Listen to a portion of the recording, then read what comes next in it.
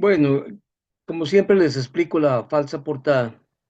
Básicamente es la figura de Manfred Amrein, que escribió esa monstruosa obra que son los 4 tomos de literatura filatélica en inglés. Manfred nació y se educó en Alemania, pero vivió toda su vida en Costa Rica. Se hizo médico en Alemania y ejerció toda su vida en Costa Rica. Y ahí está participando en algunas actividades con gente conocida, Stephen Schumann, José Raúl, y con el jurado del año 10, un jurado de lujo. Estamos esperando que se animen a venir otra vez aquí en el 27. Ya muchos de los que están ahí no podrán venir. Tal vez muchos no los podremos recibir. Y la charla de hoy, esa es la propaganda bonita, las publicaciones filatélicas parte uno. Eh, Deberían ser como 40 partes, a ver si se animan. Eh, yo intentaría hacer un poco de la parte uno, César otro poco, y después la parte 2 todavía podría ser Costa Rica, pero lo que sigue da para que todo el mundo participe. Ahora, inevitable hacerle agradecimiento a la gente que ha contribuido en esto de manera especial. Empiezo por el que va a estar aquí mismo, César. César ha generado una disciplina en el campo de la literatura filatélica que por ahora nos abarca a nosotros y un poquito a la FIAF, que es el que tratar de que la gente haga informes de lo que se está produciendo en los respectivos países y que esos informes eventualmente, como vamos a ver más adelante, tengan índices. Por supuesto, Manfred Amrein, con toda esa contribución que señalé ahora de la obra monstruosa, varias medallas de oro obtuvo en literatura filatélica por ella, en distintas exposiciones. Y el doctor Héctor Mena, que fue muchos años el presidente de la Socorico, Society of Costa Rican Collectors, con sede en, en Luisiana, y que desarrolló ahí una obra que ya venía empezada por Lyons y por Dana Mitchell y por otros, una obra de producción de literatura increíble. Ahora, la idea de lo que vamos a hacer hoy es básicamente, hasta donde yo quisiera, eh, dos inventarios. Uno es el inventario de cuáles son los tipos de publicaciones en filatelia. A veces se nos olvida el papel importante que tienen las clasificaciones y las enumeraciones. Y la propuesta es que enumeremos, que hagamos identificaciones con características de los tipos de literatura, para que se nos haga relativamente fácil el buscar y eventualmente el citar en nuestras colecciones y en nuestros propios trabajos las fuentes anteriores. A nosotros, a todos nos pasa, de pronto encontramos que estamos hablando de algo que ya otro habló o estamos reproduciendo artículos que ya otro reprodujo. Y ese tipo de cosas deberíamos de evitarlas a partir del conocimiento, por supuesto. Y la segunda cosa tiene que ver con parámetros de calidad. A lo largo de la conversación, sin ninguna duda, irán creándose una especie de mapa de parámetros de calidad. Yo no pretendo que haya resultados definitivos en ninguna de las dos. Y esperaría más bien que voy a decirlo de una vez, las 50 filminas que tenemos, que es una brutalidad de cantidad de filminas, no tomen más de 30 segundos cada una. Y esa debería ser la última que toma tanto. Entonces pasamos directamente a los tipos de publicaciones. Como les estaba explicando ahorita, el tema fundamental es que son muchas, son complejas, son diversas. Y aquí esto lo muestra, en impresos, solo en impresos. Y no están todos, no están definitivamente todos. Encontramos publicaciones filatélicas que tienen o que pertenecen a las siguientes categorías, y no las voy a explicar, nada más las menciono. Revistas, catálogos, boletines, folletos, libros, periódicos, informes, carteles, anuarios, almanaques, y digo, hay más. Menciono una solo para que vean que no estoy mintiendo, tesis de grado, y así sucesivamente. Y en relación con todas y cada una de ellas existen distintas maneras de aplicar criterios, algunos de carácter general, algunos de carácter, digamos, internos en relación con la conducción, y de ahí surgen criterios como la periodicidad del contenido, el propósito, la política de anuncios, la política social del medio, si es que es un medio que tiene una política social, como pasa frecuentemente con, con las revistas. Eh, Sin embargo, antes de seguir, voy a dedicarle un ratito a una que no es objeto de esta charla, que son los nuevos tipos de publicaciones o los tipos digitales.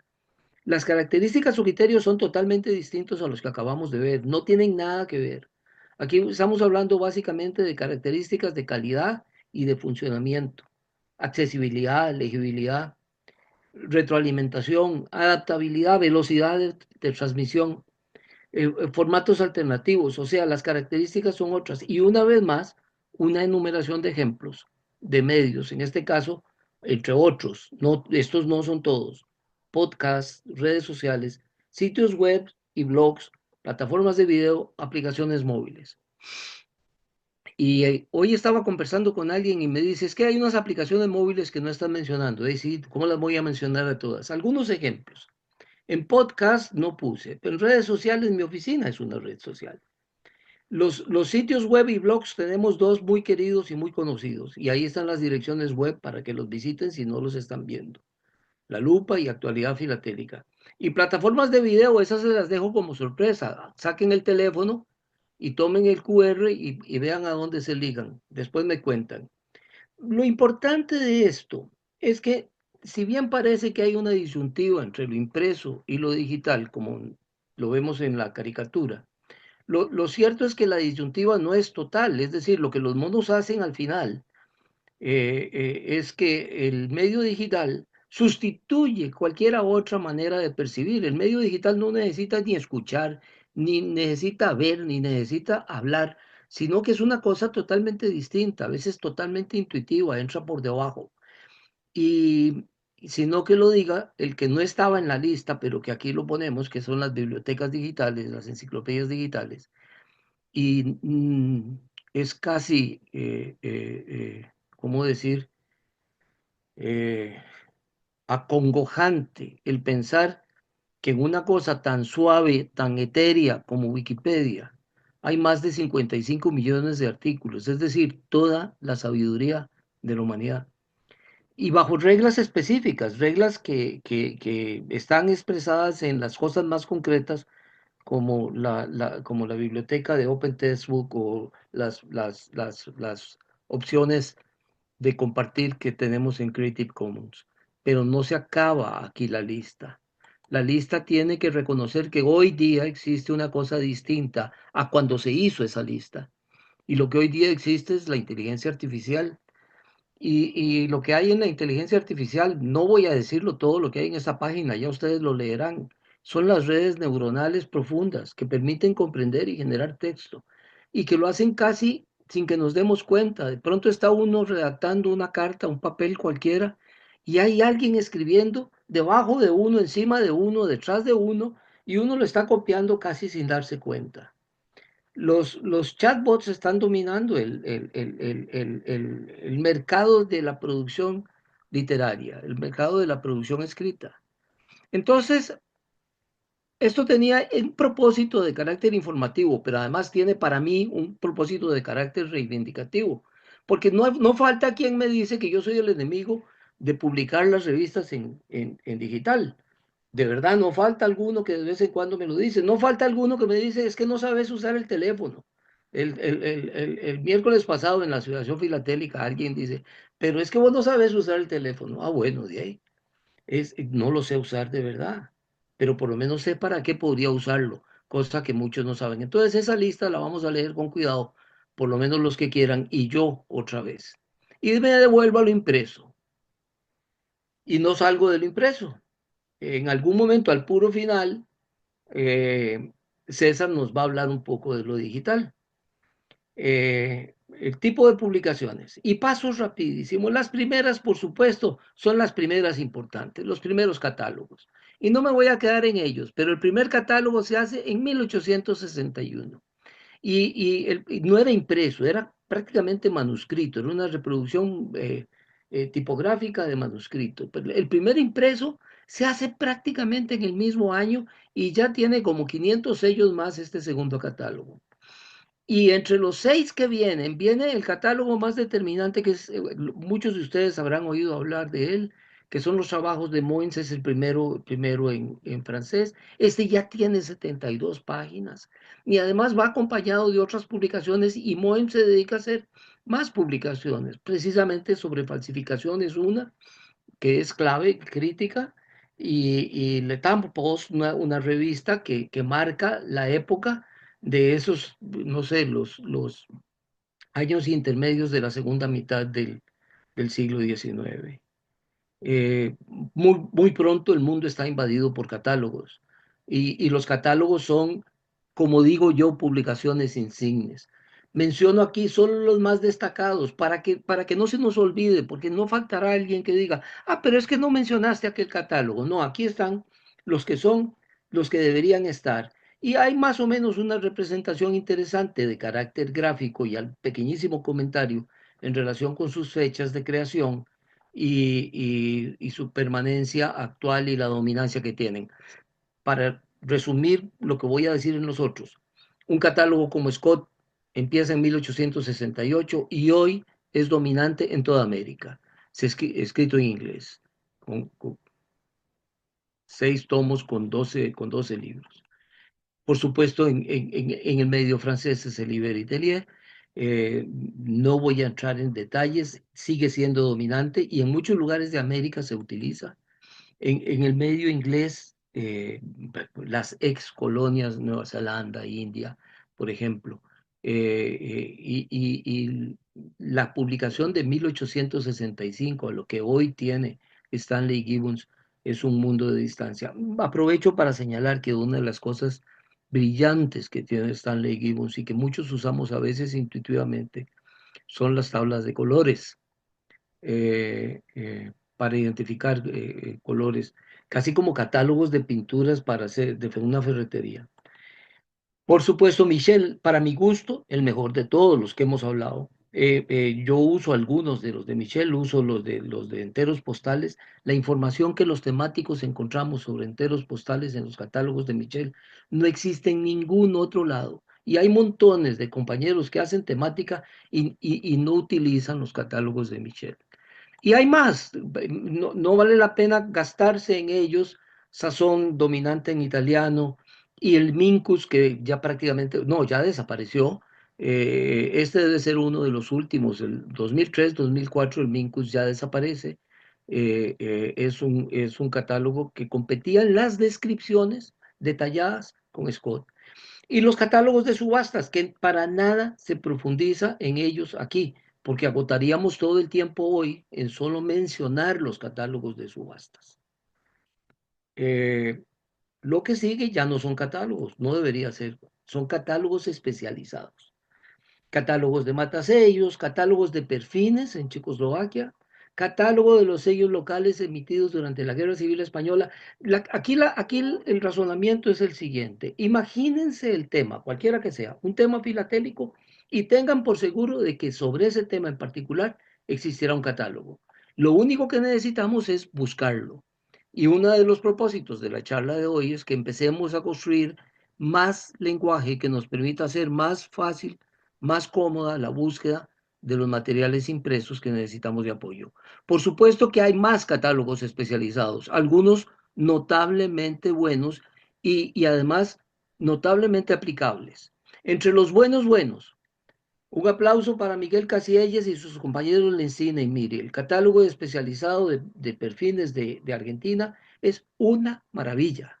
Es uno de los mejores trabajos que se puede haber hecho en ese campo específico de los catálogos de perforados, de perfines. Y ese catálogo, la información que tiene es indispensable en general para cualquiera que sea el propósito de coleccionismo. Y las marcas de censura. Un día de estos había una charla de marcas de censura y me llamó a mí la atención, lo digo, no recuerdo quién fue el compañero que lo hizo, tal vez fue Fernando, el que hace falta referencia a los catálogos de marcas de censura. Hace falta hacer un listado de los catálogos de marcas de censura. Bueno, y otras cosas que no son catálogos, pero que no tenía dónde ponerlas en esta lista, que son los censos y las divisiones territoriales. Aquí están los de Costa Rica, digamos, que nos son muy útiles a nosotros los de Costa Rica, que no tienen por qué serle igual de útil a otras personas. Pero la mayoría de este tipo de libros nos dice en una determinada división territorial cuánta gente era capaz de escribir una carta. Y ese es un índice sobre la escasez que es vital. No es un catálogo, pero lo puse aquí porque no tenía campo donde ponerlo. Lo que sigue es otra cosa. Libros. Por supuesto que no puedo poner aquí ni todos los que hay, ni menos todos los tipos que hay. No, no, no. Lo que digo es que por supuesto que no son todos los que hay, pero estos definitivamente son los indispensables. El libro de Williams a nadie le cabe duda que es lo más completo que se haya escrito sobre medios de producción de estampillas. Está desactualizado necesariamente. La tecnología ha avanzado, pero los fundamentos que hay ahí son increíbles.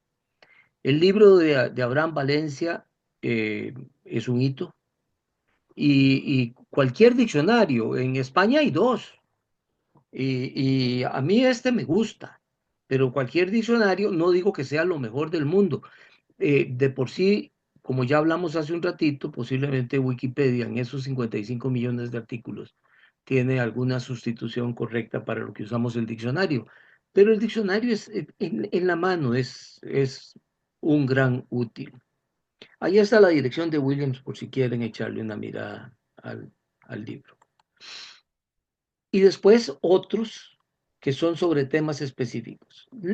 Hay una multitud de temas.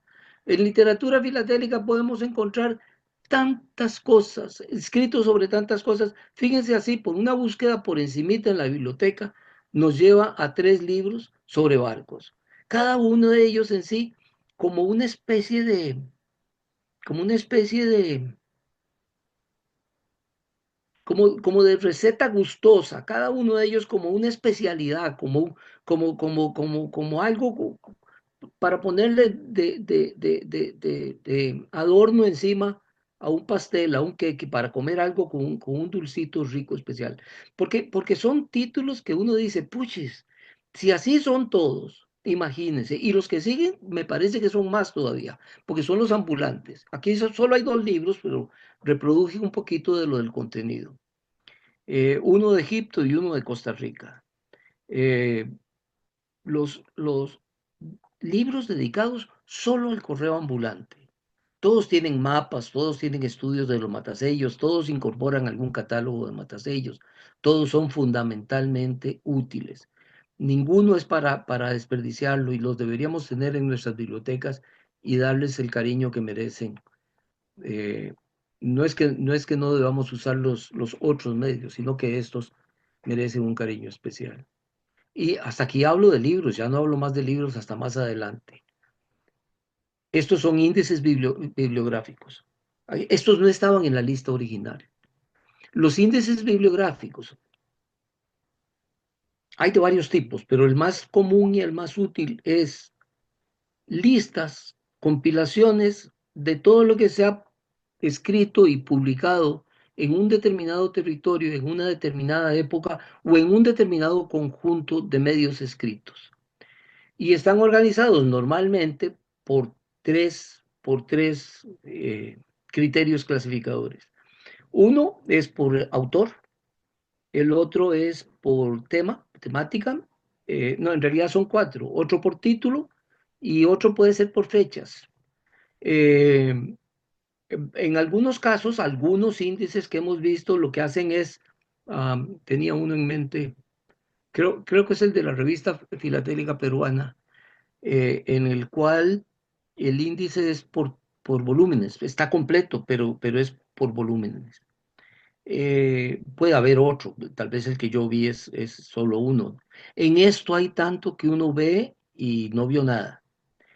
Los de literatura filatélica de Costa Rica, primero eran obra de Fossum, también participó Dana Mitchell, pero en los últimos años el que se compró el pleito es la persona a quien yo pretendí honrar al principio de esta charla, que es el doctor Héctor Mena, que en esa foto aparece Héctor con Fred O'Neill y conmigo.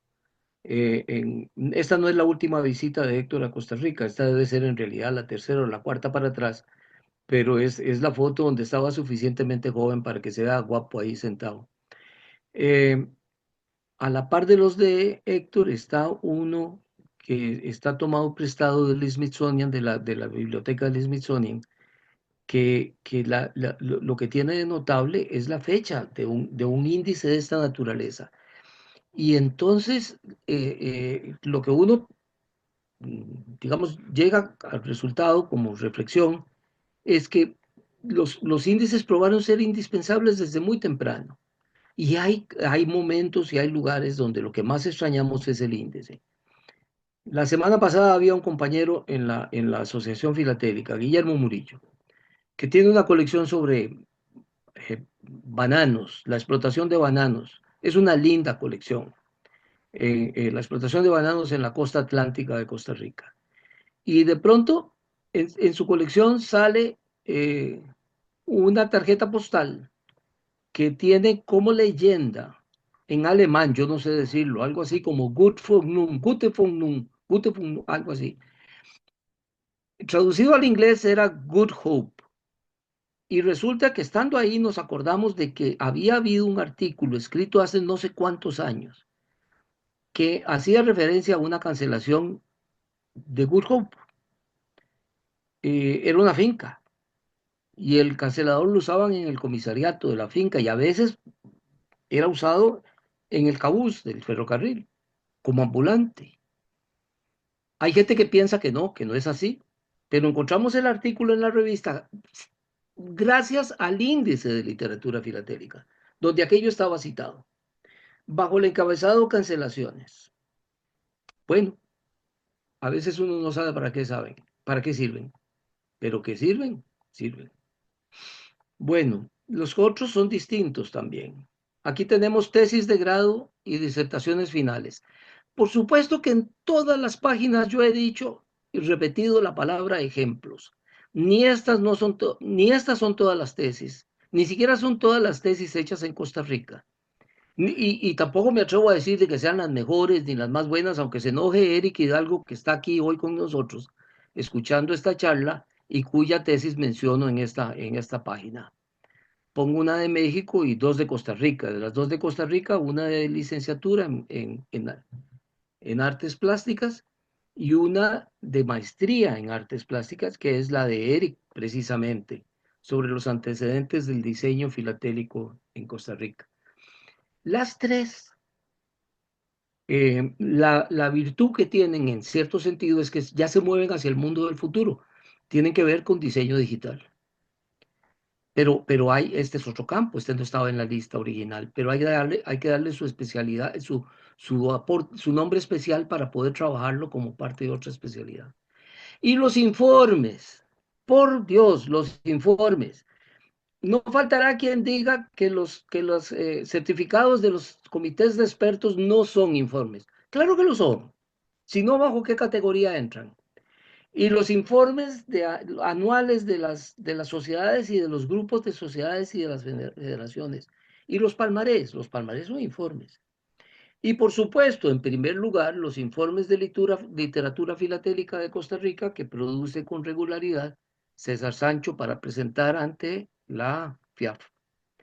Y es la forma en la que él responde a la confianza que nosotros los países le hemos dado como nuestro delegado en la FIT, en literatura filatélica. Todos estos son indispensables como fuentes para nuestros propios trabajos, para nuestras colecciones. Y pasamos a otra categoría, revistas filatélicas. Es un campo tan grande, tan grande, tan grande, que aquí cabe prácticamente cualquier cosa. Cualquiera produce una revista filatélica y la encontramos. Algunas que me han sorprendido y por ahí hemos publicado cosas sobre las que hemos encontrado. Interesantísimas las de algunos comerciantes. Hay comerciantes que hacen unas revistas, por supuesto, tienen los medios y tienen acceso al material, pero hacen unas revistas increíbles, igual que los catálogos de subastas. Todos ellos trascienden la definición idealista, van mucho más allá de satisfacer los intereses inmediatos de información básica sobre qué coleccionar. Por ejemplo, nuevas emisiones, sale una revista. Casi todas las revistas publican algo sobre nuevas emisiones. Es interesante, tal vez es necesario, pero no es importante. Lo que es importante es ir a fondo, los estudios, las críticas, las partes gráficas, los análisis gráficos. Hoy día que hay equipo tan sofisticado. Entonces, las preguntas subyacentes están ahí todavía. ¿Para qué sirven las revistas y cómo usan las revistas las organizaciones filatélicas? De alguna manera están sin responderse. Y no es viendo revistas como uno va a responderse estas preguntas. Va a generar más bien un poquito más de preguntas sobre esos temas. Y veamos algunas revistas. Primero las institucionales, muy conocidas. Las de las instituciones. Flash y la revista de la FIAP. La FIP y la FIAP. Son revistas informativas, básicamente. A veces en la revista de FIAP, o ya ahora con más regularidad, se incluye un estudio. Y en alguna de las últimas de la Flash de FIP, viene un estudio de Colin Fraser interesantísimo. Pero no es lo más frecuente. Lo más frecuente es que sean informativas de aspectos administrativos, reglamentos, asambleas y cosas similares, como si fueran anuarios. Las publicaciones periódicas emblemáticas son, digamos, las que marcan épocas, las que constituyen hitos en relación con desarrollos, en relación con enfoques, en relación con tratamientos, en relación con escuelas. Y la primera que pongo es The Stamp Specialist de Lindquist, que entre los años 39 y 48, la que vemos ahí en el estante de la biblioteca de la Asociación Filatélica de Costa Rica, es la pequeña colección. Prácticamente todos los tomos se lograron salvar del incendio y están empastados. Perdieron una de sus características más llamativas, que es la pasta de color, como llegaron a distinguirse en algún momento. Y está Academos, y está por supuesto The London Philatelist, una vastísima colección. Nosotros en el incendio perdimos varios tomos de los primeros números, esos no los hemos logrado recuperar, pero hoy día, en los últimos tal vez 10 años, la colección está completa y es interesante y útil. Ahí hay una mejor representación de estas que estamos hablando, el Academos, el Stamp Specialist, el que es coral, rojizo, y un American Philatelist que abre la puerta para lo que sigue, que es hablar algo del American Philatelist. Hoy día el American Philatelist, bueno, vamos a ver, en comparación con las otras, por ejemplo, en comparación con Academos o Stamp Specialist o con la revista de la London, el American Philatelist es un libro, es una revista de club, es un club grandote, pero es un club. Lo que tienen es información de carácter social, básicamente. Pocos estudios y no muy profundos. Lo que no quiere decir que la revista no sea buena, al contrario, cuando a mí me tocó promoverla para el Bonilla Dara, yo la promoví, me tocó estar en el jurado y me sentí muy feliz de que ganara el premio. Hay revistas que definitivamente merecen el premio, muchas. Eh, Tal vez no tenemos la categoría, pero lo cierto es que aquí hay una particularidad. Y es una revista que hoy día se publica simultáneamente con un formato digital y con un formato impreso. Eh, no hay muchas diferencias. Lo que hay es básicamente el manejo, pero ya eso es suficiente para hacer la distinción. Es emblemática, igual que las otras es emblemática. Estas son para nosotros más atractivas y más interesantes, son nuestras revistas. No están todas las que son. Una vez más, puede haber muchas más posiblemente mejores, pero en mi cabeza, una de las primeras que yo me acuerdo es el Filotélico, de República Dominicana. Empezó en el año 78, o sea que no es una revista vieja. Yo no sé si la siguen haciendo. Ese debe ser uno de los últimos números. Danilo Mueces debe tener ahora ya más de 90 años, un poquito arriba de los 90 años. Su obra más conocida es la de Sivek, algo así como genio o villano, una cosa por el estilo. Eh, el Filotélico es una primera revista latinoamericana emblemática. Todas las otras que están aquí, en algún sentido, son las que yo aquerencio. Sin embargo, debo señalar que en comparación con las otras, el Eco Filatélico se parece más al American Philatelist que a una revista de estudios. O sea, es más una revista con contenido social diverso y tiene, por supuesto, una dimensión numismática también.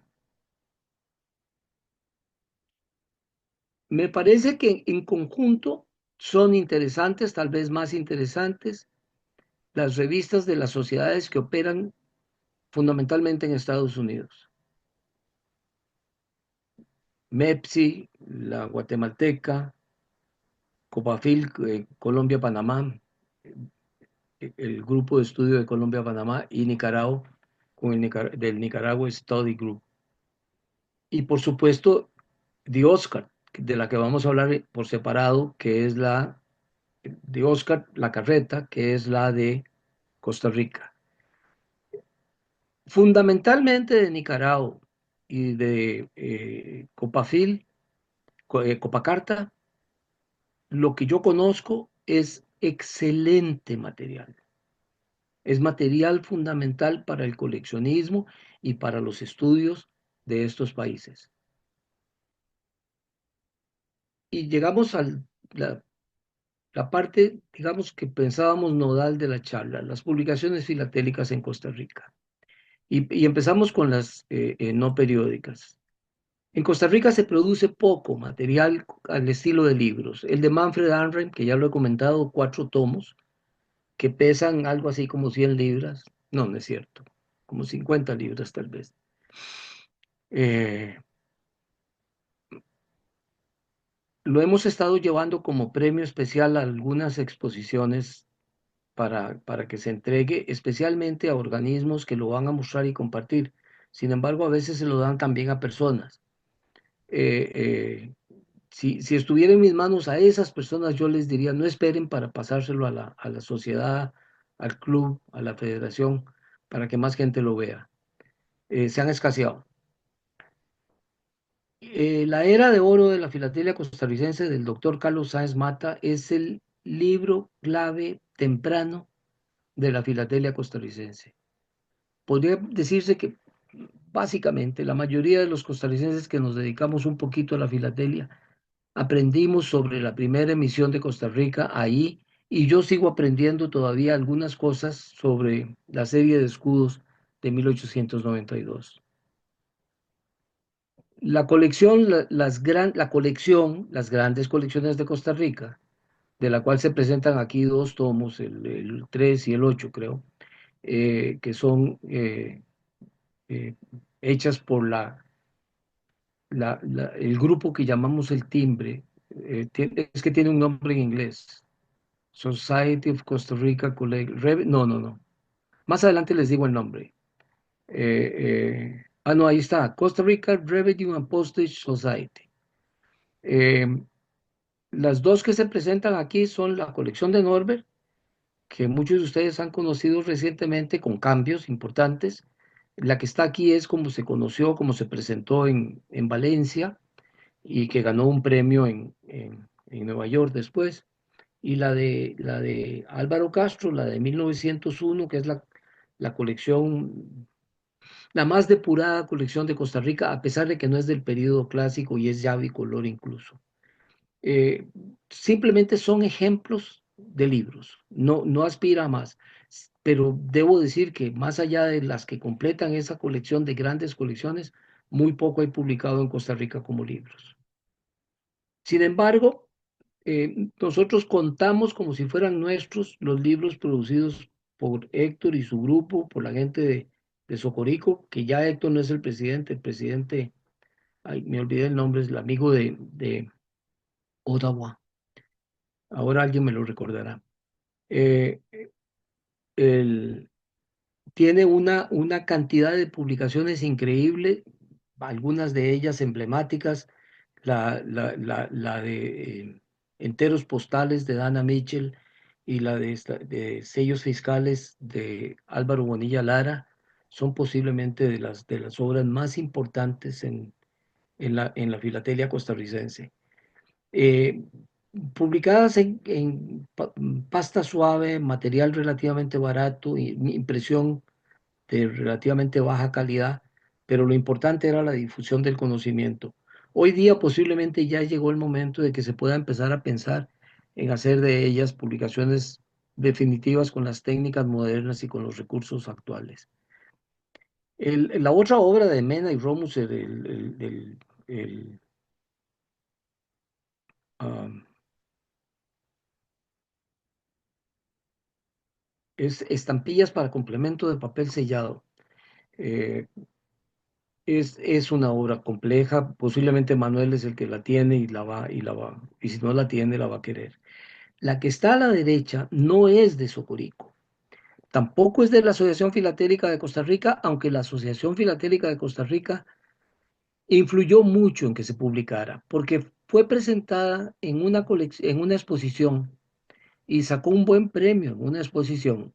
Sin embargo, cuando estaba puesto en los marcos de exhibición, todos los jueces y otros gentes que atendieron que asistieron a la exposición coincidieron en que era un estudio especial y que por eso tenía que ser sacada de ahí y pronto convertida en un libro. Y el dueño, Raúl Hernández, que había sido parte del grupo de Socorico y que tenía toda la influencia de la producción de Socorico, muy pronto la produjo siguiendo casi las mismas reglas. Y con eso que se acaba este capítulo y entramos a las periódicas. Y empezamos con algunas desaparecidas. Una vez más, son ejemplos. No podemos saber si estas son todas las revistas que existieron.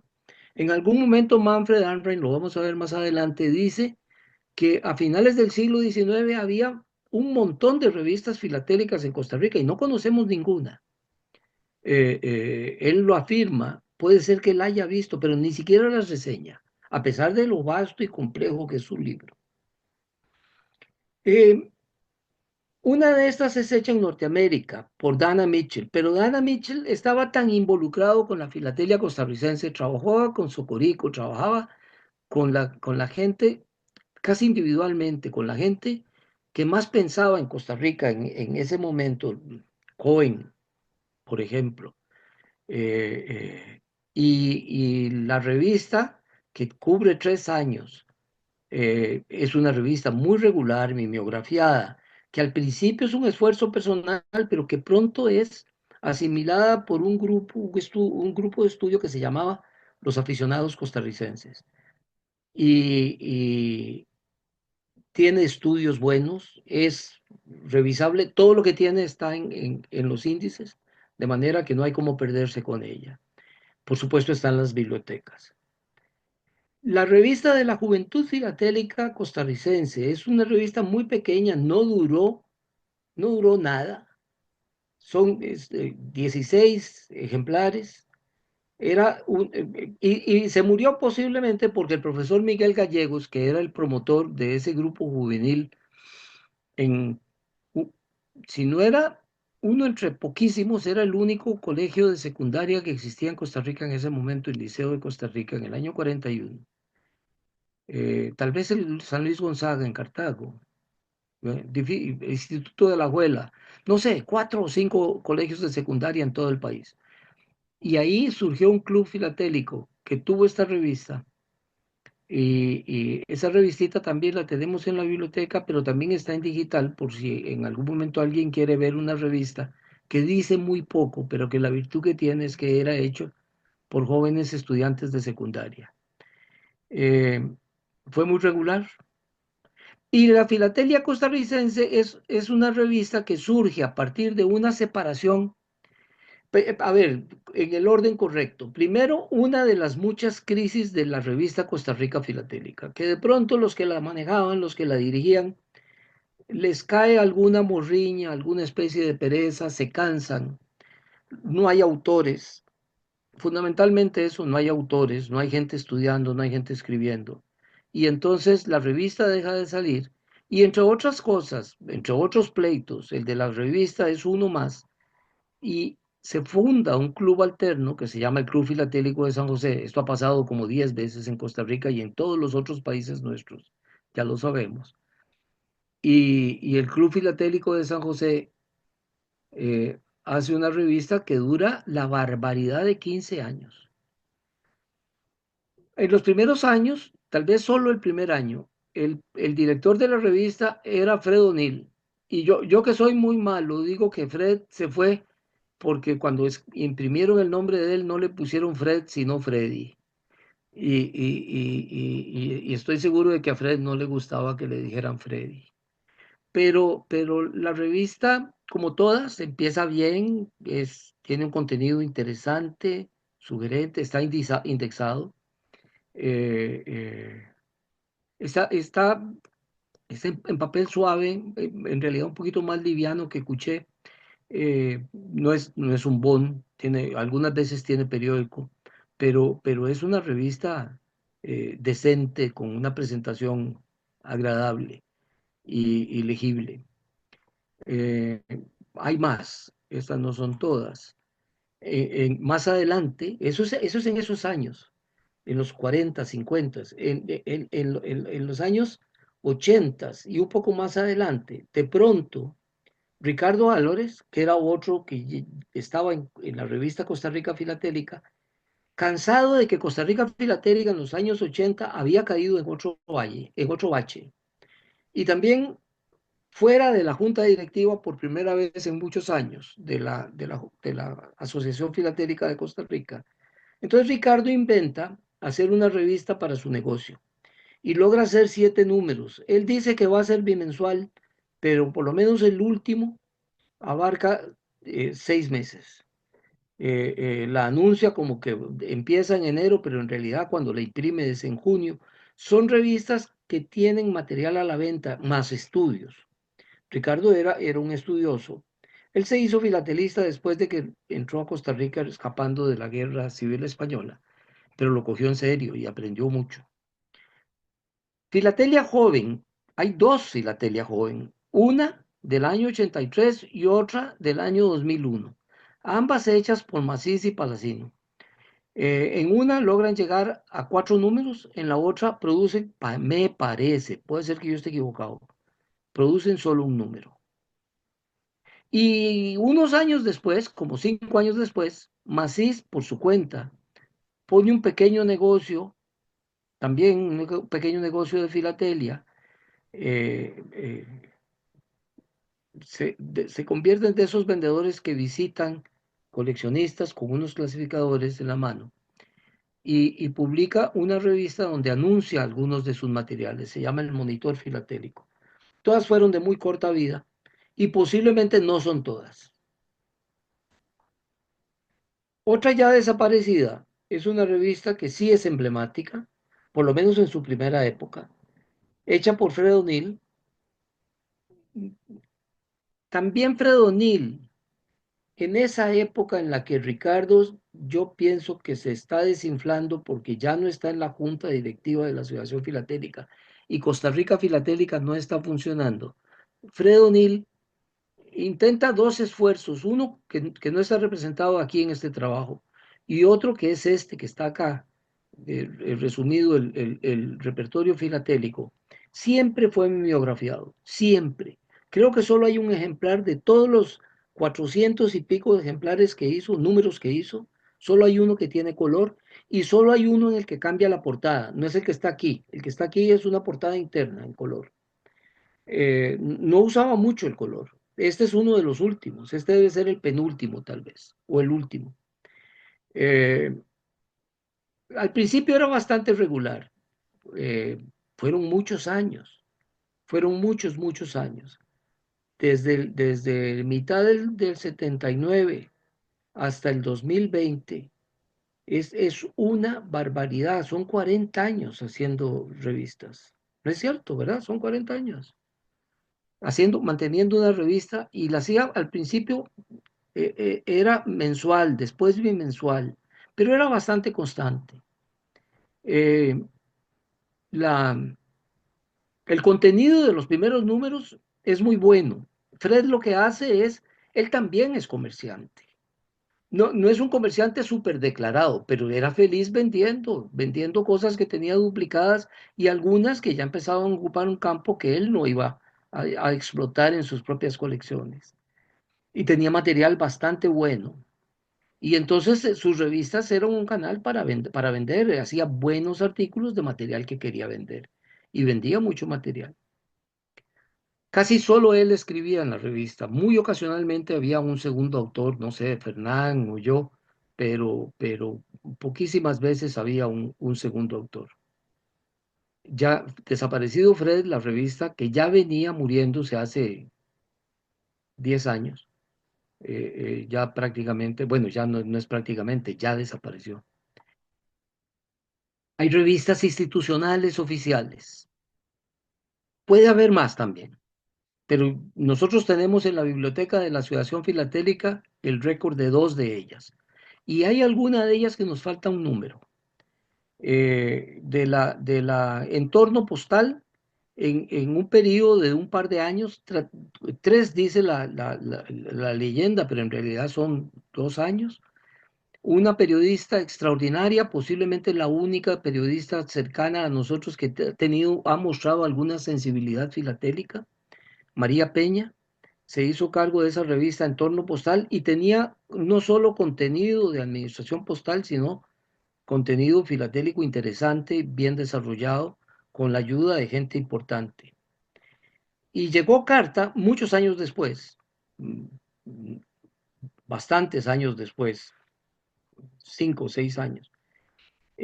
También dura bastante, dura como 6 años, hacen como 18 números, o sea que es como trimestral o más o menos. Y tiene poco contenido filatélico, pero es un primer intento de correos en el cual la información que nos sirve a nosotros, los filatelistas, es como la información gráfica que está en ese número del 2009, el número 14, en el cual sale una lancha dedicada al transporte de correos. Ese es de Puerto Jiménez.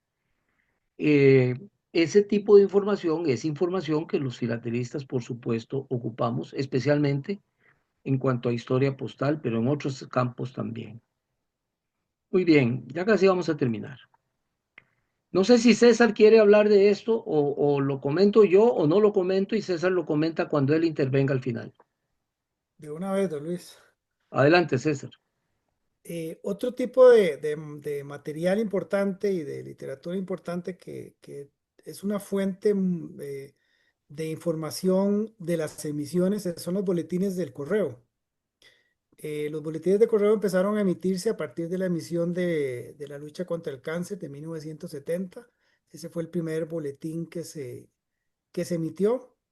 Y hasta actualmente, épocas actuales, pues todavía cada vez que hay una emisión postal, se emite su respectivo boletín filatélico. Como les decía, es una fuente importante de información porque ahí podemos enterarnos de cuál fue la cantidad emitida, en qué fecha, el acuerdo de la Junta, cuáles son los motivos, quiénes son las personas que elaboraron las imágenes o que se encargaron del diseño del material postal y filatélico.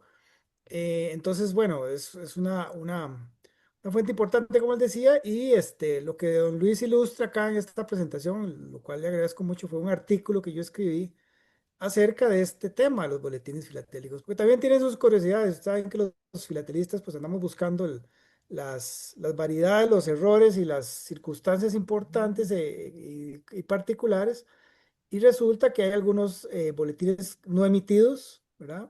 Hay algunos boletines con variedades, con errores, eh, con con numeración diferente, etcétera, etcétera. Entonces, ese estudio que hice yo, pues se publicó en la revista de la Asociación Filatélica, intentando pues dar explicación a algunas curiosidades en este tipo de material, pero bueno, es también una parte importante de la vida filatélica del país. Gracias, don Luis. Gracias, César. Ahora, otras que están teóricamente vigentes. El filatelista, que no sabemos si ya pararon de producirlo, si el número 15 es el último número, pero es una revista que ha ocupado un lugar importante. Los tres últimos números son monográficos. Se le atribuye a un club o centro filatélico de Moravia. A veces aparece un nombre, a veces aparece el otro. Pero en realidad es Jorge Beche, el artífice Jorge Beche, heredero de una familia de cultura filatélica vastísima, antiquísima, y él mismo, un arquitecto con una cultura depurada, es el que asume esta revista. Las portadas son así bonitas como se ve esa del café. Para mi gusto tiene del café y el tabaco para que yo me complazca llenando mis ojos, que no los bolsillos de otro. Y lo que les decía del Oscar, el Oscar, si bien no es de Costa Rica, la queremos como si lo fuera, porque está inmediatamente cerca. Todo lo que sale en el Oscar es lo que en Costa Rica alternativamente se publica en estas otras revistas nacionales. La diferencia es que el Oscar, en manos de Héctor Mena primero y ahora temporalmente en manos de un señor, creo que falleció, se me olvidó el nombre del norteamericano de Nicoya, César, eh, y, y, y el doctor Luis Escalante y eventualmente Oscar Montes, están haciendo el trabajo de darle continuidad a la revista de Oscar. Y estamos haciendo ahora un convenio con las revistas costarricenses para ver la posibilidad de que artículos publicados originalmente en inglés podamos publicarlos en Costa Rica Filatélica en español y viceversa. Eh, Eso todavía no está cristalizado, pero es un buen propósito. Esta es una revista que es un lujo, a pesar de que incluye también aspectos de carácter social como son los remates, pero es la única revista de Costa Rica que todavía mantiene subastas de material de Costa Rica dentro de ellas. Y posiblemente una de las dos mejores revistas de la actualidad es la revista Timbre, que es de ese grupo que mencioné hace un ratito, de Costa Rica Revenue and Postal Society. Durante la primera época, en los años tempranos, 2002, 2003, por ahí, tal vez incluso hasta el 2005-2006, la revista es terriblemente regular. Eh, Tiene un énfasis en el carácter gráfico y si bien tiene un buen contenido, el contenido está mediado por la importancia que en espacio y en otros recursos se le dedica al material gráfico. La calidad al principio era igual que todas, mimeografiada, pero hoy día, como se puede ver aquí, son impresiones de bellísima calidad. Solo que lo malo es que viene rebajándose. Hasta el número 30, en el 2015, se produjeron en promedio dos por año. Y de ahí en adelante es totalmente aleatorio. En el 2016 se hicieron tres, perdón, ahí dice 1017 y debe ser 2017. En el 2017 nada, en el 2018 dos, en el 2019 tres, en el 2020 una, en el 21 3, en el 22 2, en el 23 1 y yo no tengo más información. En esto puede ser simplemente eso que estoy diciendo, que yo no tengo la información. Pero la revista es una revista que ha ocupado un lugar especial, importante, respetado, y debería seguirlo cuidando. Y ahora llegamos a las periódicas de la AFCR. Antes vemos una paginita con las no periódicas de la AFCR, la más importante históricamente de los libros de filatelia de Costa Rica, es la Antología Filatélica Costarricense. En realidad es una recopilación de los mejores artículos de todas las revistas hasta el año 70, hasta el año 71 prácticamente. Eh, Se hace en conmemoración del cincuentenario, sesquicentenario de la independencia, y fue patrocinada por la Comisión de Celebración del Sesquicentenario. La hizo la Asociación Filatélica de Costa Rica, editada por Ricardo Álvarez, Fredo O'Neill y Salvador Jiménez. Salvador Jiménez Canosa, que en ese momento era el bibliotecario de la Asamblea Legislativa, pero que era un filatelista extraordinario, estudioso de matasellos, eh, como todos ellos desaparecido tempranamente.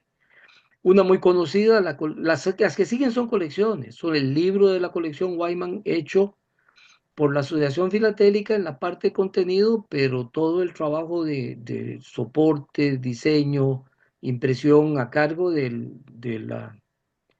la Escuela de Artes Plásticas, por medio de su instituto, el IARTE o algo así. Eric me corregirá ahora cuando intervenga él. Y por supuesto aquí está en mucho la mano de Eric. Y la de Norbert, que esto es el libro que se hizo después de la publicación de la exposición en la Royal, que la relación que tiene con nosotros es que, bueno, Norbert es miembro destacado de nuestra asociación, pero además hemos tenido oportunidad de trabajar esta colección en Málaga, en Nueva York, y así sucesivamente. Y el mismo Norbert publica en el libro fotos de su relación con la Asociación Filatélica. Está ahí llenando ese campo porque tampoco había otro donde pudiéramos ponerlo en esta presentación. Y sigue entonces la Costa Rica Filatélica. Y antes que nada, lo que yo decía al puro principio es que tenemos que hacer una especie de inventario de cuáles son los criterios, no solo de evaluación, sino para considerar a veces la decisión de hacer o no una revista. La revista tiene que tener un propósito, es decir, no puede hacerse una revista solo para decir, este es el órgano oficial de la asociación tal o del club tal. Eso solo llena un espacio más, como ponerse pantalones, no sé, o ponerse una gorra como las que me pongo yo. No sirve para mucho más.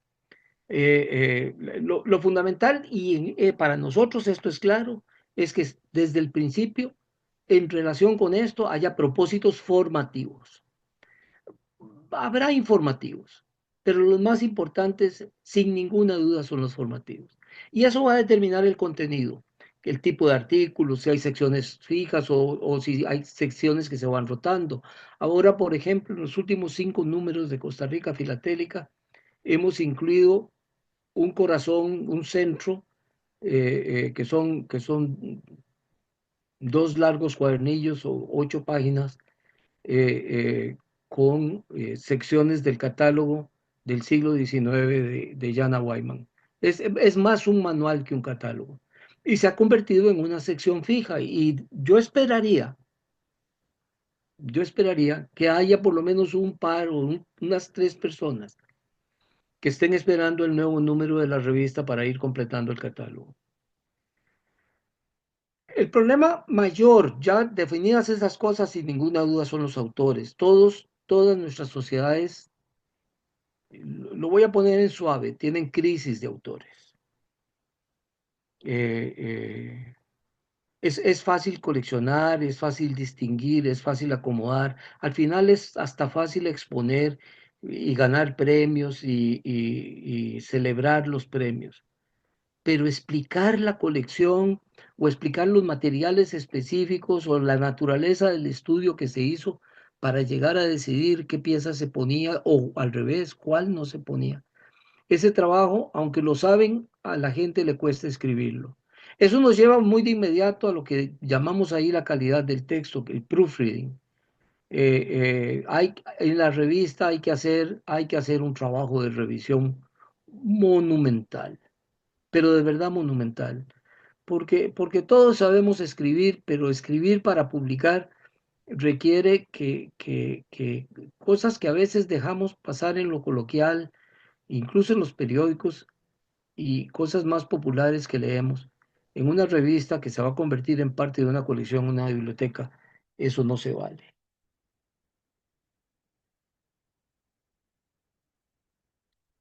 Eh, Calidad editorial, periodicidad, extensión. Estas, fundamentalmente, periodicidad, extensión, determinan el tema del costo. Hay condiciones técnicas, papel, etcétera, y el costo se enfrenta al tema del financiamiento. Eso más o menos, de alguna manera, marca lo que es el esquema en el cual tenemos que decidir. Ahí está la cita de Amrain. Había ocho revistas, dice Manfred, entre 1895 y 1906, pero no contenían nada de verdadero valor filatélico. Es un poco fuerte la afirmación de Manfred. Habría que verlas. Todas tienen algo. Eh, Costa Rica Filatélica eh, ya anunció y Actualidad Filatélica nos hizo la cortesía de explicar cómo iba a funcionar la publicación digital. Nosotros publicamos en digital el número inmediato del semestre anterior. Publicamos en papel para los socios y para los canjes el número vigente en el respectivo semestre y el semestre inmediatamente anterior se publica en digital. La revista nació en el año 33 y sus finalidades al principio no pasaban más allá de lo que le estaba diciendo ahorita, de convertirse en el órgano de difusión social y no mucho más. En algún momento estas revistas son listas de asociados o reportes de cuotas. En algún momento tienen crónicas de exposiciones, pero eso después de los años 50, no antes. Las sucesivas crisis se empiezan a reflejar, la primera alrededor de los años 40. La revista está dormida prácticamente 10 años hasta que es retomada eh, eh, por el grupo que se compra el pleito en los 40. Aquí aparece Marcelino Zamora, pero fundamentalmente, hijo, se me olvidó el nombre. Cuando me acuerde se los digo. Como siempre, hay algún grupo pequeño que se hace cargo y lo va sacando adelante, pero lo que es importante aquí es entender que ya desde aquí empiezan los avatares. Y Manfred Anrain critica mucho eso en la vida de Costa Rica Filatélica. Ni la misma sociedad filatélica tuvo continuidad. Tiene 3 refundaciones necesarias por ley, pero, pero aparte de esas 3 refundaciones, tiene 5 reinicios de la revista Costa Rica Filatélica. Y este es apenas el segundo. El señor que sale ahí en la foto era el presidente de la República en ese momento, el padre del Seguro Social en Costa Rica, Rafael Ángel Calderón Guardia. Eh, la tercera época, después de prácticamente otros 10 años de muerta, desaparecida, empieza con el número 35 en el año 59 y ahora aparece la gente que le va a dar que le va a dar vida por prácticamente 20 o 30 años. Ricardo Álvarez, Fredo O'Neill, apoyados por Alfredo Moya, que venía, él es el que me refería del periodo anterior. Y desde el año 59 hasta el año 78, en general, en promedio, hacen un número o un ejemplar por año. Son riquísimos, todos llenos de contenido, todos bastante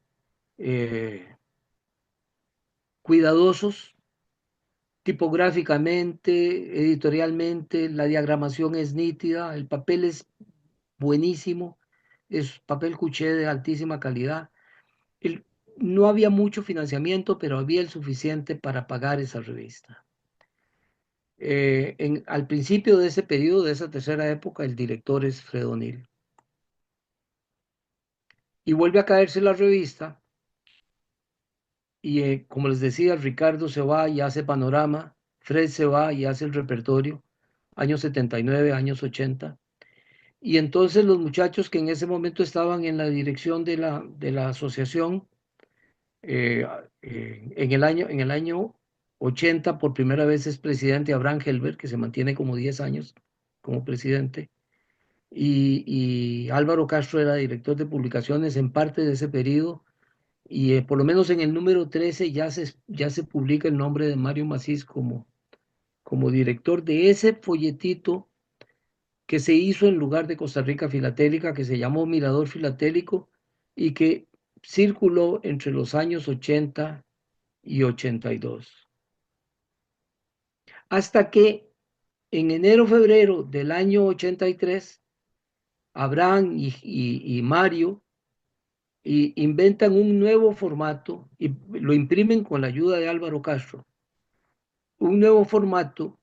Y les voy a mostrar de una vez la transición, pero les enumero. De los números 92 a 98, le llamamos coloquialmente aquí en Costa Rica los números perdidos de Costa Rica Filatélica, porque están algunos impresos en ese formato que les comento y que van a ver ahorita, y otros son mimeografiados e incluso alguno tiene un número solapado, sobrepuesto, con un número de la edición bonita, definitiva. Entonces aquí pueden ustedes comparar los últimos que se hicieron en el periodo, eh, no necesariamente en la misma secuencia, entre el 75, el 77, el 79.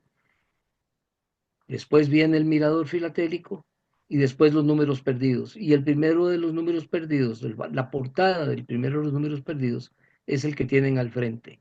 Lo único que tiene igual es la tipografía de la leyenda del nombre Costa Rica Filatélica. En relación con todo lo demás, la revista se vino abajo. La calidad del diseño y la producción editorial es pobre y el contenido es igualmente pobre. Estoy hablando a alguien que escribía regularmente para esa revista, yo, pero no era la revista en la que uno estuviera contento de estar escribiendo. Muy rápido, todos esos mismos que mencioné nos dimos cuenta y volvimos al formato actual y tenemos ya arriba de 55 números en que esa es nuestra presentación, nuestro contenido, ya muchos de ustedes lo conocen y los que no lo conocen, espero que de hoy en adelante queden invitados a escribirnos y decirnos que quieren verlas, que dónde están, que cómo se compran, que quién las regala y todas esas preguntas que son importantes. Así las tenemos en la biblioteca y ahora le dejo a César para que nos explique el órgano digital que tenemos, que es una pequeña, grande maravilla. Gracias de nuevo, don Luis. Ahora que comentaba don Luis Fernando sobre los momentos de crisis, los momentos de inflexión y podemos llamarlo de diferentes tipos que ha tenido la Asociación Filatélica a través del tiempo, uno de esos, y creo que fue el último que tuvimos, fue 2008, 2009, cuando la Asociación Filatélica deja de ser la única asociación del país, se fundan un par más, se tiene que crear la Federación de Entidades Filatélicas de Costa Rica. Y en esa coyuntura, a mi persona, pues me dan el honor de nombrarme presidente. Hay una anécdota muy interesante que pocas veces he contado. El día precisamente que se eligió la nueva junta directiva ya en el año 2009, se me acerca una persona y me dice al oído, eh, ya no tenemos músculo, ya no tenemos músculo, no podemos hacer nada. En virtud sobre todo de las personas que hicieron casa aparte. Bueno, solamente un año después estábamos organizando la exposición más grande que haya visto este país y incluso con asamblea de la FIAF. Entonces, bueno, no era tan cierto. Pero en ese escenario y en ese momento nos pusimos a pensar, bueno, las revistas, las publicaciones no periódicas que teníamos, que Costa Rica Filatélica estaba con muy buena calidad, con muy buenos contenidos, pues cumplían perfectamente con los objetivos de ser fuente de conocimiento, y referencia, de preservar todo el acervo de la memoria postal y filatélica del país, de ser una herramienta de investigación para las personas que querían hacerlo, pero no teníamos una forma de ser un canal para fomentar las actividades, para fomentar el coleccionismo responsable en el sentido de dar información y sobre todo de divulgar el quehacer institucional de la asociación. Entonces se nos ocurrió una herramienta que desde el principio se llamó Boletín Digital, aprovechando que en ese momento pues ya existían las facilidades para a través del correo electrónico pues compartir estos materiales a cualquier persona en cualquier lugar del mundo y ya se podía hacer. Ahora lo vemos muy normal, pero en ese momento pues estaba iniciando todo este proceso. Y creamos este boletín. Acá lo que pueden ver ustedes pues es el primer número que fue en julio del 2009 y el último que fue este mes de agosto, que conmemora el 16 aniversario de este boletín, que durante estos 16 años ha sido publicado periódicamente, mes a mes, una publicación mensual. Muy pocas veces se ha descontinuado su emisión mensual, tal vez a fin y principio de año, que a veces uno está como enredado o de paseo y no puede dedicarle el tiempo, pero por lo general siempre ha sido una publicación mes a mes. Incluso en épocas de pandemia tuvimos hasta 3 o 4 tomos por mes en virtud de que pues ameritaba y teníamos un poco más de tiempo, estábamos encerrados en las casas y con más posibilidades de agregar más contenido. Y precisamente de esto quiero hablar, del contenido que tiene esta publicación, que es información, datos, noticias, curiosidades, uno que otro artículo de fondo ha habido, pero básicamente es el fomentar, el acercarse a la filatelia a través de este instrumento, invitar a la gente a las reuniones presenciales, a que asistan a las actividades, a las exposiciones, por ejemplo, y en eso se ha convertido este instrumento. La que sigue, don Luis Fernando. A No, manera de la siguiente filmina, por favor. en lo que está diciendo César, lo más interesante sin duda es la especialización de las publicaciones. Exactamente. Y vean ustedes que a manera de resumen, este boletín digital, como les mencionaba, pues tiene 16 años, desde 2009 hasta la actualidad. Son 191 números que han aparecido mes a mes, como les decía, algunas veces hasta más de un mes, hay emisiones extra, más de 2.000 páginas de información y que creo yo que es una forma, bueno, ágil, rápida, fácil, compacta, no sé, podemos ponerle muchos adjetivos, de transmitir información institucional, de transmitir información de las actividades que se realizan, de las actividades pasadas, de las actividades futuras, de las exposiciones en las que participa el país a nivel regional, a nivel mundial y en mantener un hilo de comunicación con todas las personas, porque no solamente es una publicación que se distribuye a personas asociadas, se distribuye a más de 200 personas de forma directa en todo el mundo. Cualquier persona que quiera recibirla, pues simplemente la solicita.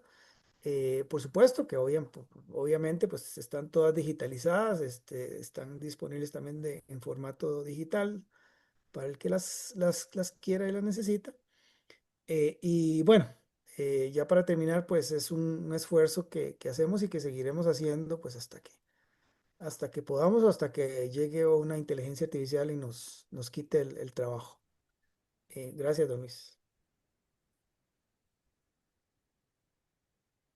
Gracias. Muchas gracias. Muchas gracias a todos. Gracias, César.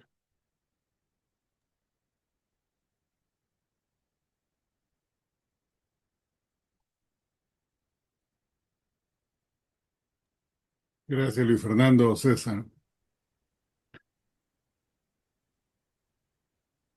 ¿preguntas, comentarios, alguna nota adicional?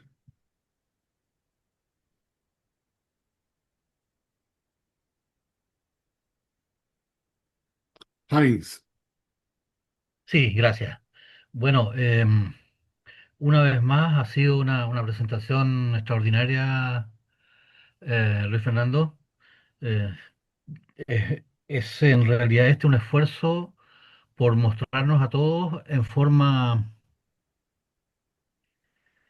panorámica, completa, de qué es lo que es la literatura filatélica. Y la verdad es que al verlo así, uno se da cuenta que hay tantas cosas que aparecen en lo que uno va viendo día a día, pero no le toma el peso y se pierde la oportunidad de buscar eventualmente cosas que le sirvan a uno para sus colecciones, para sus proyectos, los que cada cual tiene. Eh, en ese sentido, creo que es muy útil el esquema inicial que tú mostraste de, de darse cuenta cuántas formas hay de difundir la filatelia. Y después viene la parte ya propia de Costa Rica, que muestra que en realidad es bastante prolífica la producción, eh, que no todos los países pueden mostrarla. Así que felicitaciones. Muchas gracias, Heinz. Alfonso.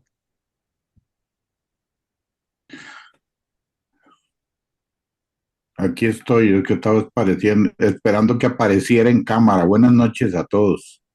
Gracias, Luis Fernando. Muy entretenida la charla.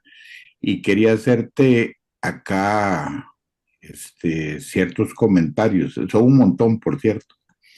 Lo primero es de que recojo el guante blanco de que de la persona que te critica por no compartir las publicaciones nuevas. Entonces eso es de completa autoría mía y todavía no lo entiendo. La otra cosa es algunas publicaciones que no mencionaste. Yo tengo conocimiento de que Amando Céspedes fue la primera persona que escribió una revista o un folleto filatélico. Nunca he visto ninguno, pero sí tengo las envoltorios del 2 céntimos y de la piña. Me acuerdo que el 2 céntimos echado en 1892 de algo que él enviaba al exterior que se llamaba el filatélico comercial. Nunca he visto ninguno, lo he buscado en Sinavi y no lo he encontrado, así que algún día deberá aparecer para que lo podamos ver y compartir. La otra cosa es con respecto al libro de Raúl. Vos mostraste el libro de la primera emisión. Existe una segunda emisión del libro de Raúl, que es básicamente lo que él publicó en la primera, pero reforzado con ciertos descubrimientos que hizo un par de años posteriores. Para las personas que no conocen a Raúl Hernández, él vive en el estado de Luisiana y él es, a mi parecer, el experto mejor que hay en falsos de Costa Rica y tiene la paciencia de medirlos muy científicamente, de comprar microscopios y instrumentos digitales de medición para poder lograr todo lo que hace. Dicho sea de paso, él ha hecho muchas publicaciones, principalmente en el Oxford y posteriormente fueron reimpresos, en algunos casos modificados por Costa Rica Filatélica. Y él hace como un mes atrás me cedió, digamos, el derecho para que yo publicara todos los artículos que él tiene, que en algún momento fueron publicados y otros que no han sido publicados. De eso tenemos que hablar para ver cómo podemos hacer y enfrentar el asunto de la publicación de todos esos artículos. Pero lo principal era que existe un segundo volumen de esa de ese libro. La otra cosa era con don Patrick Frederick O'Neill.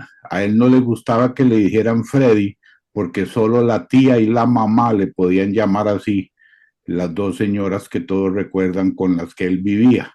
Así que tenés razón, posiblemente se fue porque le llamaban Freddy y a él no le gustaba.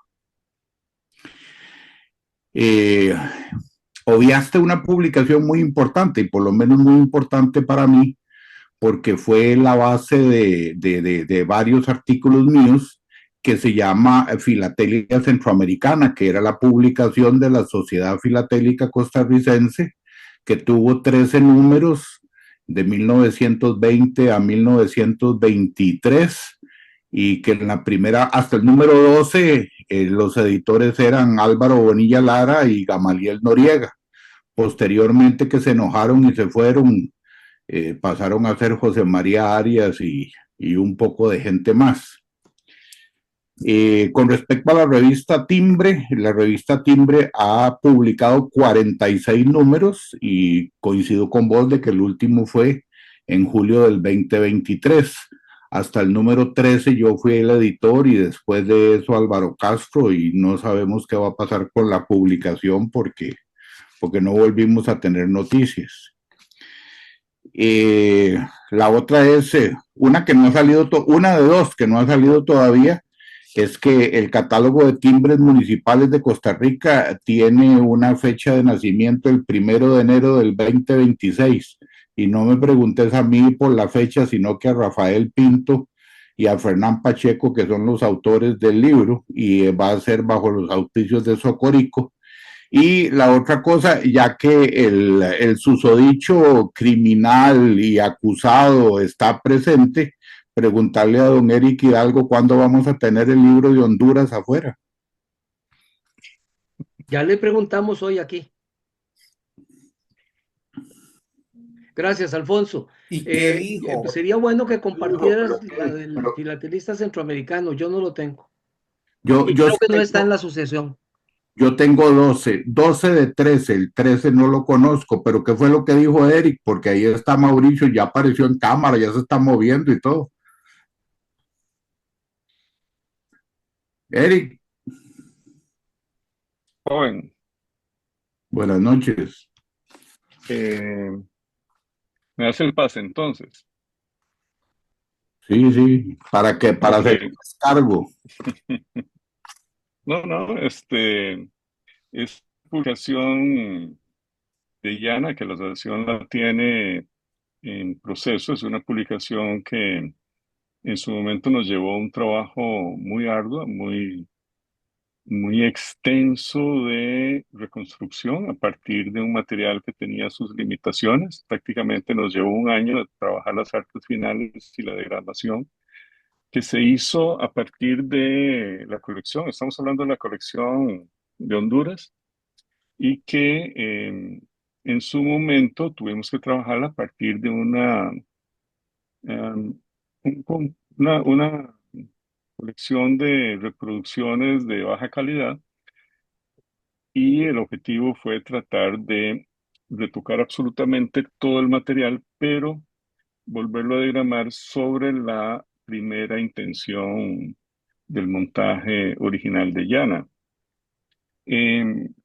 Por diversas razones, este material todavía está pendiente. Cuando yo me vine a vivir a Estados Unidos en septiembre del año pasado, lo dejé listo para entrar a imprenta, quedaba nada más pendiente un trámite administrativo, y recién hace unos días, vía electrónica, volvimos a retomar las gestiones para procurar su pronta publicación y circulación.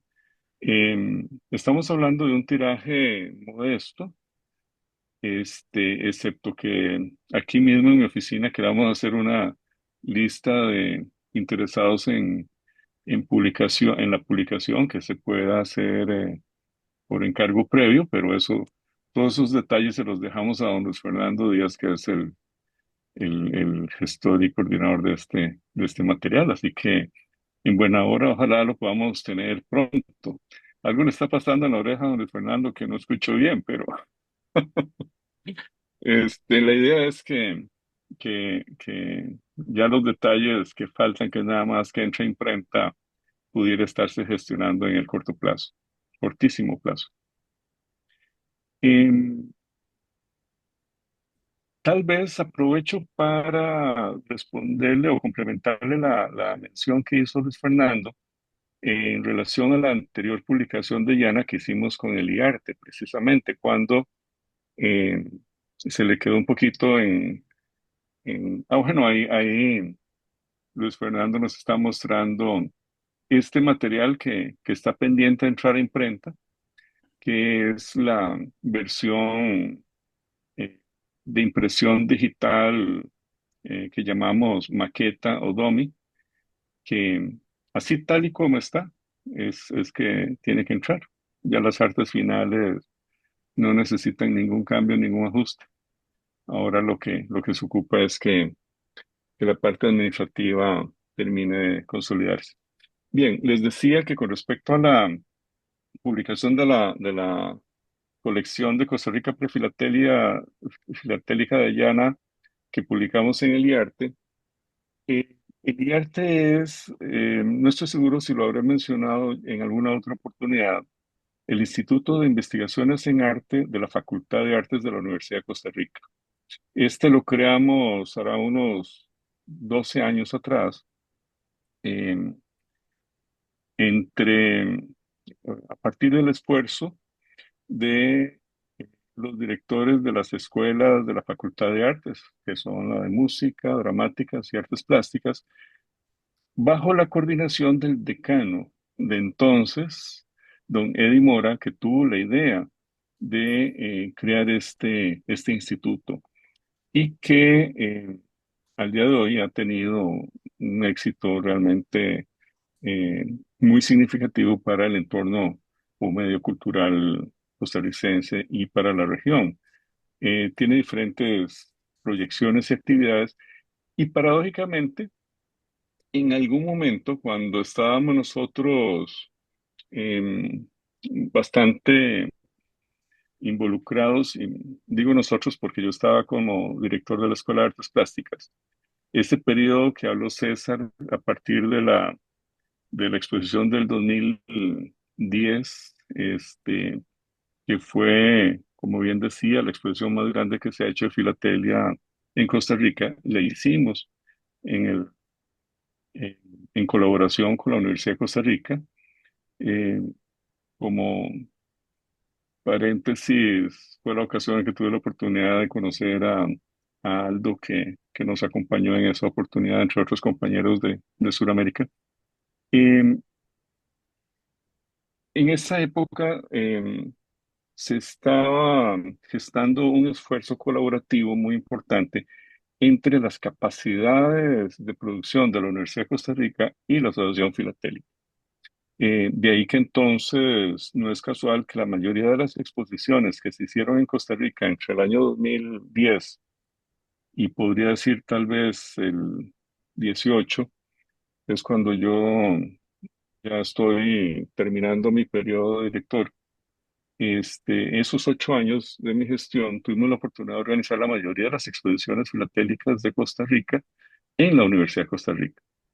Eh, Habrá habido alguna excepción, creo que una o dos exposiciones de la Revenue, pero algún día tendríamos que pensar en publicar un poquito la relevancia que pudo tener o no para la filatelia costarricense ese aporte de la universidad y que en el caso de esta publicación fue un esfuerzo que lamentablemente no pasó a más, donde a partir de un proyecto que inscribimos de investigación en el IARTE, que se llamaba así, de promoción de la filatelia costarricense, procuraba ser un canal para la publicación de las investigaciones temáticas o relacionadas con la filatelia costarricense.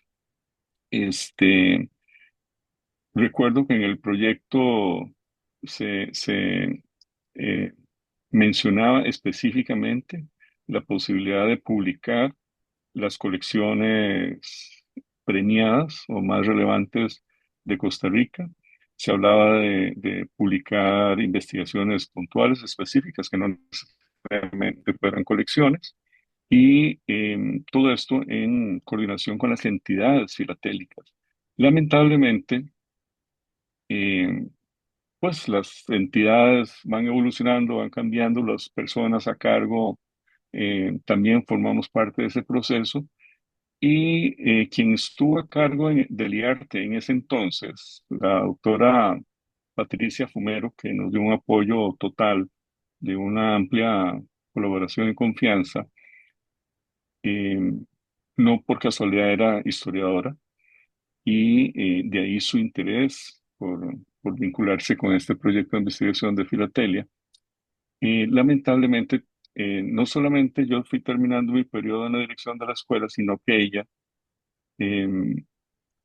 se involucró más a otro nivel con el Consejo Universitario y dejó el IARTE. Entonces, mucho de ese esfuerzo fue colapsando por ahí, pero nos dejó, afortunadamente, un registro a nivel impreso o pues, a nivel gráfico muy importante para la historia costarricense, que fue la colección de prefilatelia de Jana Wyman. No sé si hay alguna pregunta asociada a eso, pero pues es un capítulo que se sumaría un poquito a este esfuerzo de lo de las publicaciones. A lo cual, perdón, ya que mencioné el hecho de que algunas exposiciones se hicieron en el contexto de la Universidad de Costa Rica, yo le sumaría a la presentación de Luis Fernando los catálogos de esas exposiciones, que fueron publicaciones pequeñas, pero casualmente las generamos em, para cada exposición.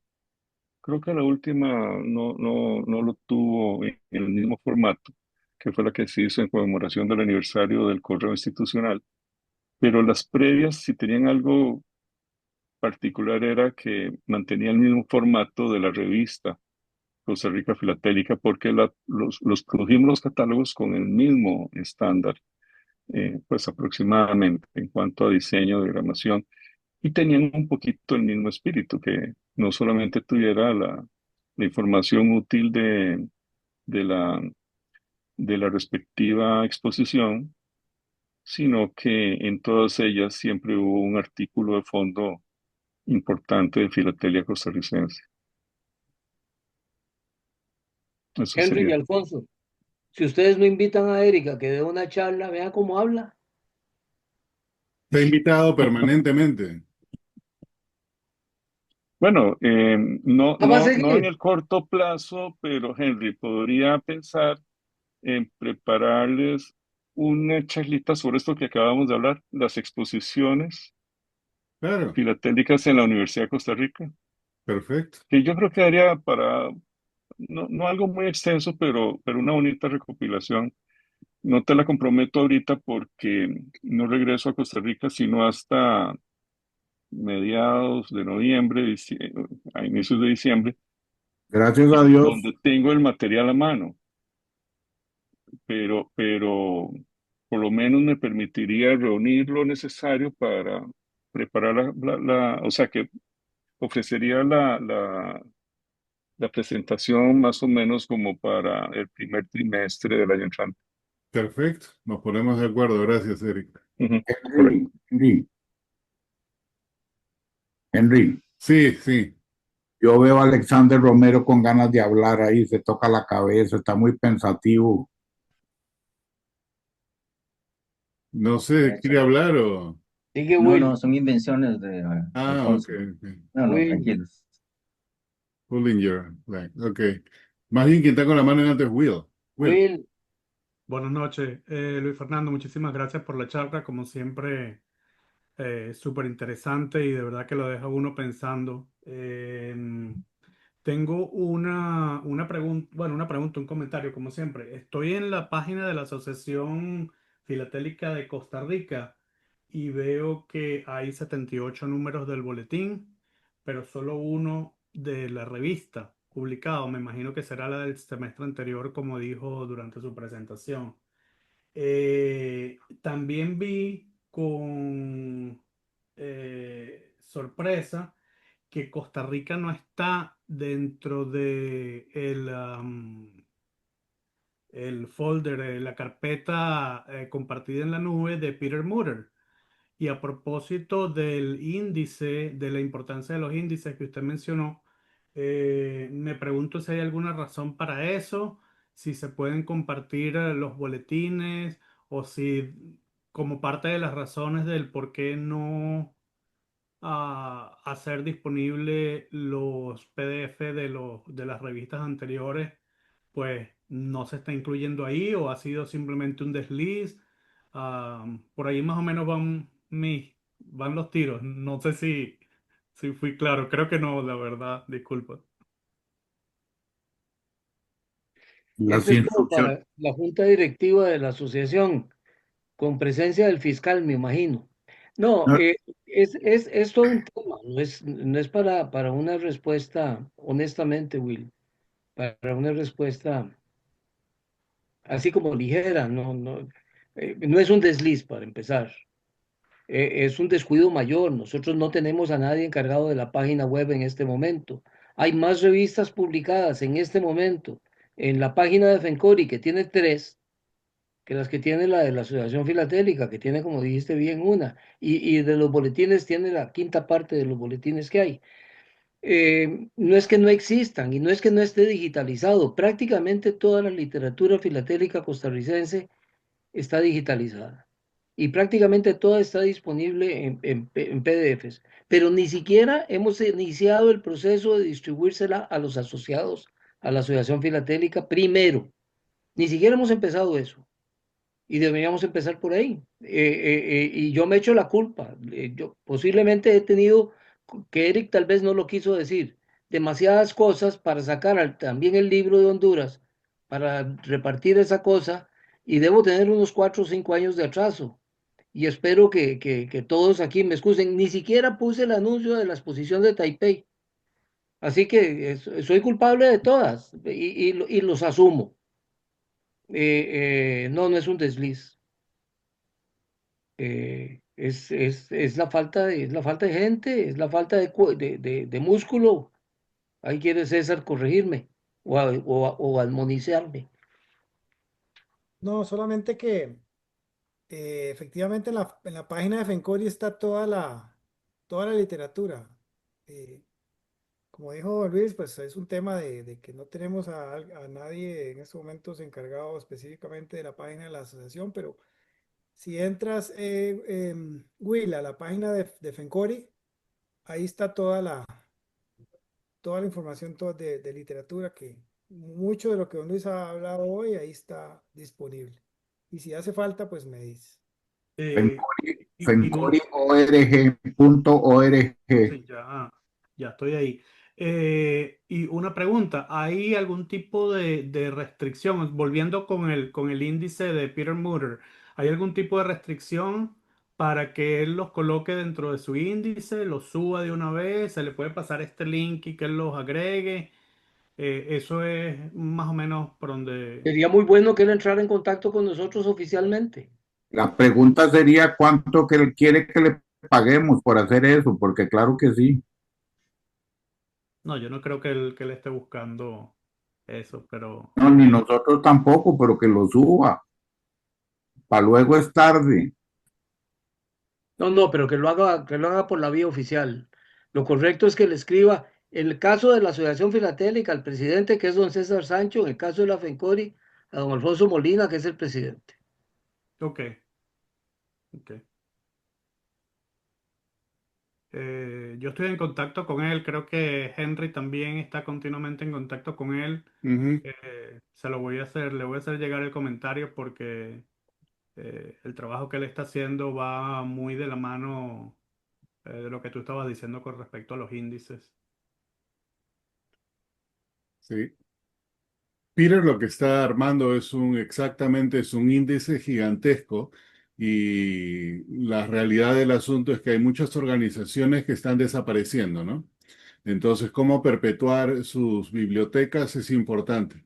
Will hizo la pregunta más o menos de lo que yo iba a hacer. Entonces, Ustedes en Costa Rica, la Asociación Costa Rica tiene muchísimas publicaciones en físico, pero está la limitación de la distancia. A menos que uno esté en Costa Rica y esté con acceso a ese local, las publicaciones no van a ser accesibles. Así que qué bueno, Luis Fernando, que mencionaste que casi todo está digitalizado, porque a mi criterio personal, entonces creo que desde hace mucho tiempo hay que mirar el objetivo de estas cosas como a quién queremos llegar o cuál es el objetivo, ¿no? Si estamos compitiendo por ganar una medalla, porque controlar la información y todo eso, continuemos haciéndolo por impreso, que muy poca gente se va a enterar.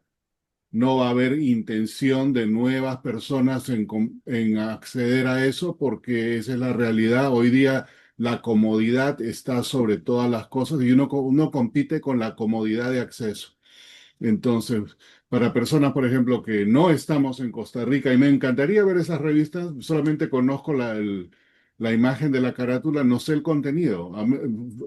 Alfonso manda algunas de tanto en tanto, son de las más recientes, pero el objetivo, creo, común de cualquier organización filatélica ahora, como parte de perpetuar y tratar de ganar nuevos adeptos, es hacer la información lo más fácil posible. Por eso es que YouTube es tan bueno, por eso es que Facebook llega a todo el mundo, por eso es que con el Instagram uno se entera de las cosas, por eso es que en el WhatsApp todos los días nos enteramos de algo.